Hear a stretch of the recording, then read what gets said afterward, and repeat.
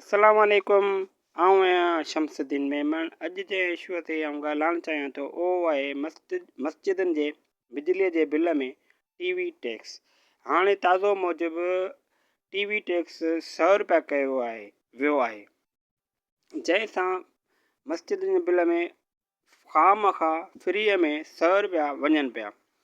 हिकु अंदाज़े मूजिबि पाकिस्तान में 35 लख मस्जिदूं आहिनि, जंहिंसां हुकूमत 35 करोड़ रुपया माहाना मस्जिदनि खां वसूल करे रही आहे, जेका सालाना 4 अरब 20 करोड़ थियनि था, जेका हुकूमत वसूल करे रही आहे, जेको केतिरे ई वक़्त खां वसूल करे रहिया आहिनि। ऐं अर्ज़ु कंदुसि पंहिंजी वकील बिरादरीअ खे त हू सुप्रीम कोर्ट, हाई कोर्ट में अपील करे, केस दाख़िल करे, जीअं बि थी सघे हिन टैक्स खे ख़तमु कराईंदा त असां मुस्लमान ऐं पाकिस्तान जो अवाम तव्हांजो शुक्रगुज़ार रहंदासीं।